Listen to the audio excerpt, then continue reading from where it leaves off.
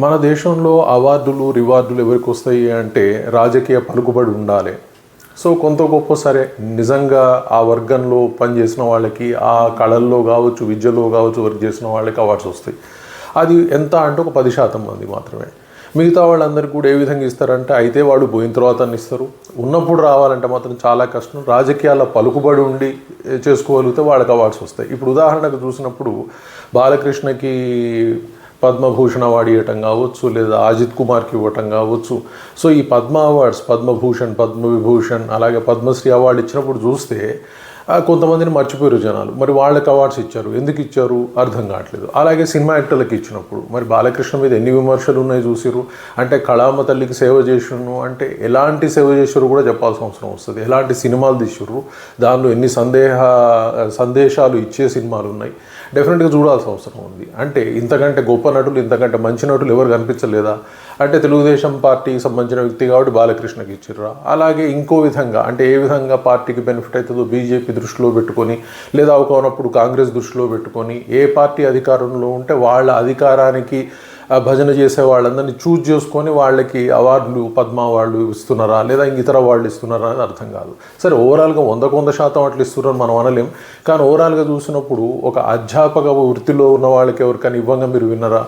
అలాగే వచ్చేసి ఒక రైతుకి ఇవ్వంగా చూసినాం, ఎక్కువ విన్నాం, కొన్ని అక్కడోటి ఇక్కడోటి విన్నాం. కానీ ఓవరాల్గా మరి దేశంలో వెన్నుముక లాంటి వాళ్ళు టీచర్లు ఉన్నారు, డాక్టర్లు ఉన్నారు, అలాగే రైతులు ఉన్నారు. మరి వీళ్ళందరినీ ఎందుకు మర్చిపోతూ ఉన్నారు? అలాగే పారిశ్రామిక రంగంలో ఎంతోమంది ఉన్నారు, వాళ్ళెవరు బయటికి రావట్లేదు. ఓన్లీ అధినేతలు మాత్రమే బయటికి వస్తూ ఉన్నారు, వాళ్ళకి ఇస్తూ ఉన్నారు.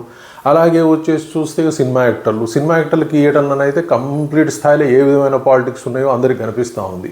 సో ఒక టీచర్కి ఇచ్చినట్టుగా గొప్పగా చెప్పేవాళ్ళు కనిపిస్తారు, ఒక రైతుకి ఇచ్చినట్టు గొప్పగా చెప్పిన ఉన్నవాళ్ళు ఉన్నారు.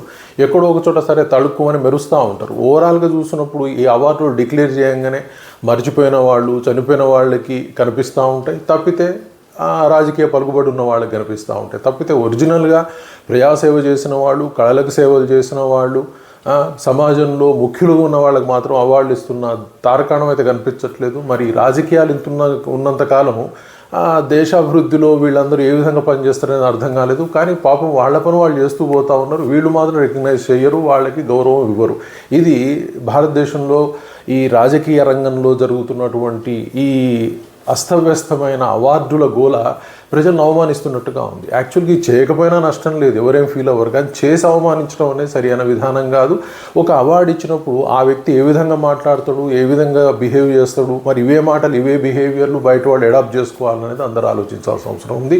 అది చూసుకొని అవార్డు ఇస్తే బాగుంటుంది. కానీ రాజకీయ పలుకుబడి కోసం ఇచ్చుకుంటే మాత్రం పెద్ద ఉపయోగం లేదు. Thank you very much.